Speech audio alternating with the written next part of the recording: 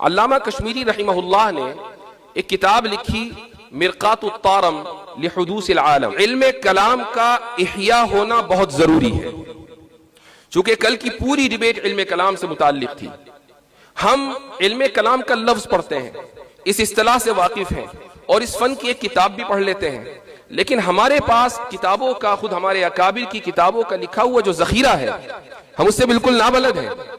میں چند باتیں آپ کے سامنے رکھوں گا، آپ کو حیرت ہوگی کہ ہمارے اکابر کس درجے کے اوپر جا کر سوچ رہے تھے. مثال کے طور پر علامہ کشمیری رحمہ اللہ نے ایک کتاب لکھی مرقات الطارم لحدوث العالم. اس پر ایک مقالہ بھی میں نے ابھی جو پچھلے ہفتے سیمینار ہوا تھا اس میں لکھا تھا. اس موقع پر مجھے یہ کتاب پڑھنے کا اتفاق ہوا. اس میں سب سے پہلی بات تو یہ ہے کہ علامہ کشمیری سے 1928 میں علامہ اقبال مسئلہ زمان و مکان کے بارے میں ڈسکس کر رہے تھے، خط و کتابت کر رہے تھے. وہ یہ جاننا چاہتے تھے کہ زمانے کی حقیقت کیا ہے، مکان جس کو ہم انگریزی میں اسپیس کہتے ہیں اس کی حقیقت کیا ہے. اور علامہ اقبال نے اورینٹل کالج لاہور میں 1930 میں ایک خطبہ دیا اور اس میں علامہ کشمیری رحمہ اللہ کا حوالہ دیا کہ میں نے ایک بڑے محدث مولانا انور شاہ کشمیری سے اس مسئلے پر گفتگو کی اور انہوں نے ایک کتاب کا حوالہ دیا، اس کا نام ہے غایت الامکان فی حقیقت المکان. تو یہ کتاب علامہ کشمیری نے علامہ اقبال کو بھیجی کہ آپ اس کتاب کو پڑھیں. مجھے ایسا لگتا ہے کہ ان حضرات کو سے متاثر ہو کر یا ان کی اضطرابی کیفیت سے متاثر ہو کر علامہ کشمیری رحمہ اللہ نے یہ کتاب لکھی. یہ کتاب جب میں نے کھولی اور اس کو پڑھنا شروع کیا، پڑھنا آسان نہیں تھا. علامہ کشمیری رحمہ اللہ کا انداز بڑا مختلف ہے، لیکن چونکہ دو چار کتابیں ادھر ادھر کی پڑھی ہوئی ہیں تو تھوڑا محنت کر کے 5-6 مرتبہ ایک صفحے کو پڑھ کر کچھ نہ کچھ اندازہ ہو گیا کہ حضرت کیا فرمانا چاہتے ہیں. ایک موقع پر حضرت نے اس کتاب کے غالباً صفحہ 17 یا 18 ہے، اس میں ایک بات لکھی ہے. اس میں وہ فرماتے ہیں زمانے کے بارے میں گفتگو کرتے ہوئے کہ ہوا بنا لا نحن به، زمانہ ہم سے ہے، ہم زمانے سے نہیں ہیں. اس کا کیا مطلب ہے؟ یہ 3-4 الفاظ انہوں نے لکھ دیے اور آگے بڑھ گئے. اس کا کیا مطلب ہے؟ زمانے کی حقیقت کیا ہے؟ اس تعلق سے گفتگو ارسطو کے زمانے سے ہو رہی ہے کہ زمانہ کیا ہے.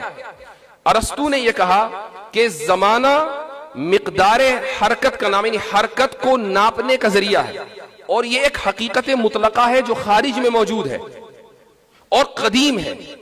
یعنی زمانے کا کوئی آغاز نہیں ہے، اس کی کوئی انتہا نہیں ہے، ہمیشہ سے ہے اور ہمیشہ رہے گا. اس کے بعد پھر افلاطون آیا، اس نے کہا کہ نہیں، زمانہ حقیقت مطلقہ تو ہے لیکن مخلوق ہے.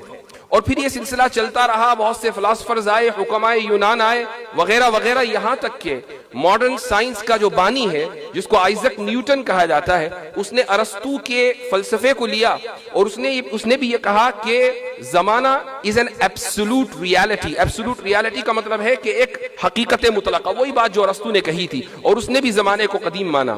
یہاں تک کہ ایک مشہور فلاسفر ہے جو ماضی قریب میں بھی گزرا ہے، اس کا نام ہے کانٹ.